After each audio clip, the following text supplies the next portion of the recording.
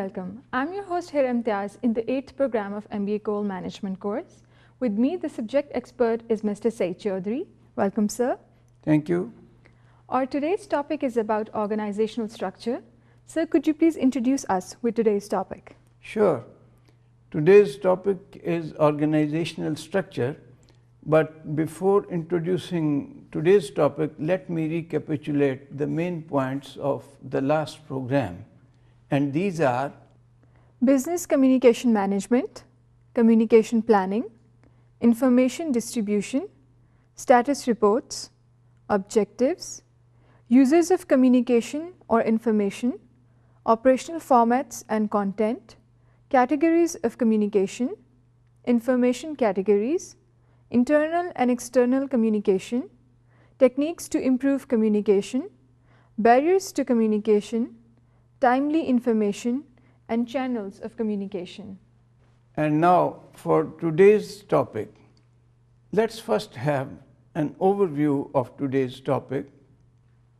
Designing organizational structure, determinant of structure, factors affecting organizational structure, functional, divisional, product and market structure, job design and job characteristics, global, matrix and hybrid structure, vertical and flat structure, chain of command, integration mechanism, strategic alliance. Now, what is designing organizational structure?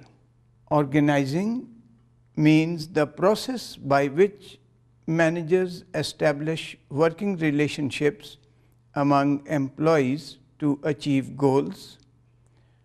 Organizational structure, formal system of task and reporting relationships showing how workers use resources. Organizational design, managers make specific choices resulting in a given organizational structure. Successful organizational design depends on the organization's unique situation. Now, as we have seen, organizational structures are designed by the managers or the chief executive officers to achieve organizational objectives. Now, these organizations may be big, medium-sized or small, and their nature of business may also be different. Their spread may also be different, and their technologies may also differ. Now, in view of all these, we have to place human resource and we have to use resources for optimum production and for achieving the goals of the organization. This is what we call designing an organizational structure. It has a number of factors and it has a number of determinants. What are the factors affecting organizational design? Organizational design factors are strategy, technology, environment, and human resource. These vary in their importance with the varying nature of business, but they all help us design the organizational structures, and they also are the determinants of organizational structure. For example, environments continue to change, and in these times of quick progress and changes in technology, business environments also change, and they change rather quickly. There are other factors also: expanding markets, mass production of customized goods, and various levels of human skills that are required and intellectual skills as well. And similarly, there are factors affecting the strategy and business strategies are determined by the board of directors of the chief executives, and while making a strategy, they have to keep in view the organizational structure.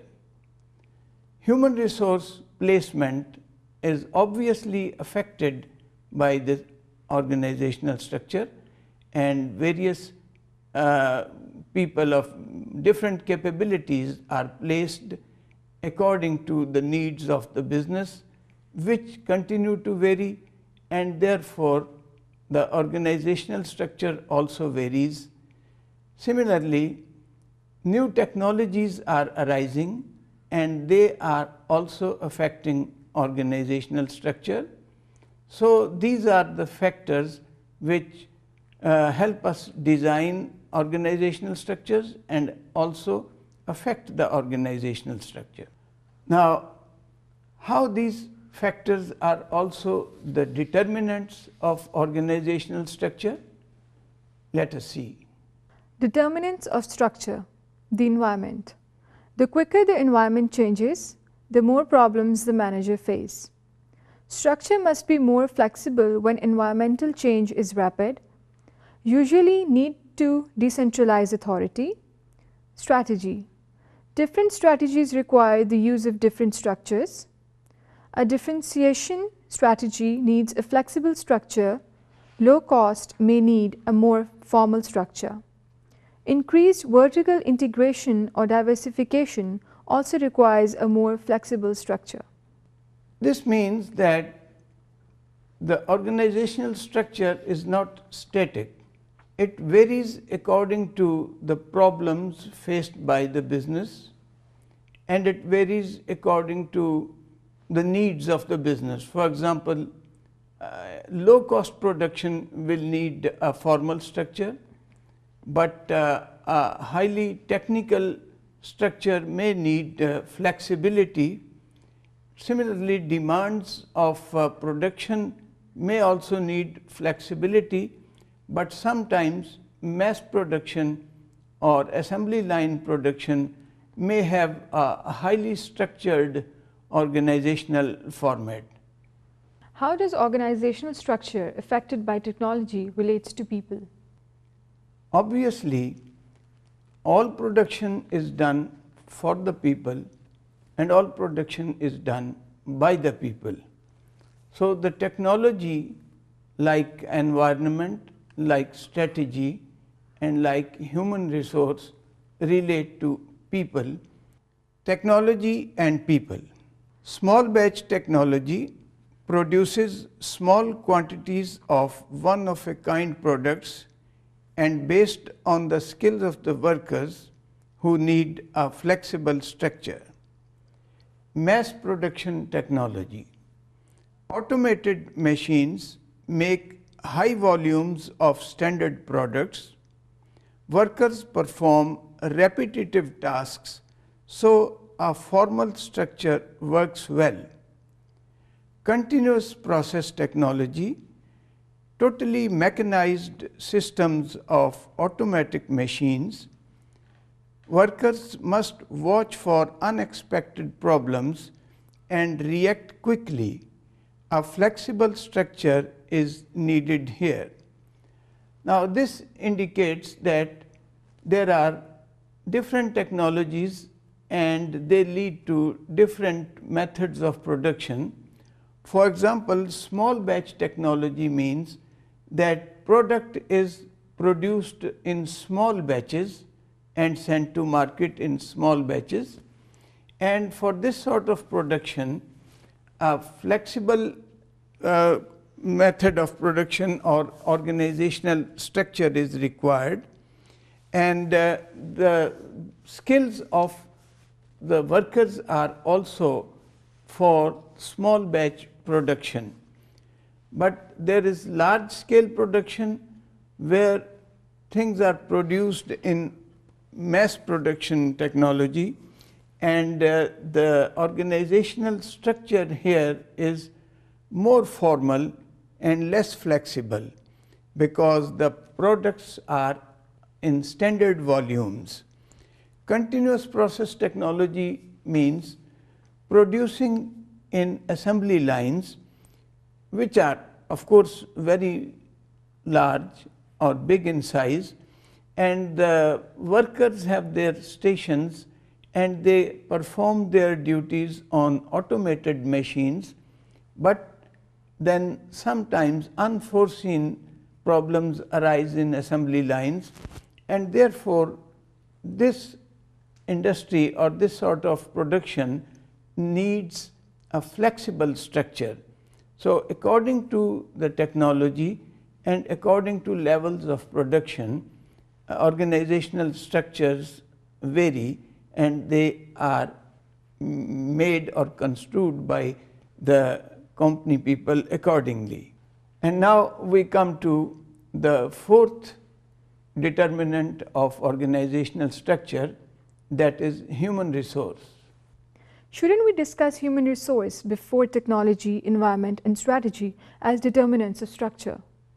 Sure, it is an important factor, but since it is more important than others, we have taken it here, we are discussing it now, because human resource relates to the capabilities of people and their skills. Now, there may be highly skilled people, scientists, engineers, and of course, management experts also. Similarly, there are skilled people, there are semi-skilled people, and there are unskilled people. They are all placed according to the needs of industry or business, and they perform their jobs accordingly. But since wherever there are human relations and placing people of various capabilities at various levels leads to a skein of human relations which need expertise in management and which also needs sophisticated organizational structures. So, organizational structure is affected by strategy, it is affected by environment, it is affected by technology, and it is affected by human resource. Determinants of structure, human resources. The final factor affecting organizational structure. Higher skilled workers who need to work in teams usually need a more flexible structure. Higher skilled workers often have professional norms, CAs, physicians. Managers must take into account all four factors: environment, strategy, technology, and human resources when designing the structure of the organization. The point made here is that when people have different levels of expertise, they have different attitudes also. Highly skilled workers, for example, chartered accountants, surgeons, physicians, etc., they need more flexibility. They like to work with their teams, and sometimes they like to work in flexi times, and they have their own norms. Similarly, skilled workers or semi-skilled workers need more formalized structures, and unskilled workers of course need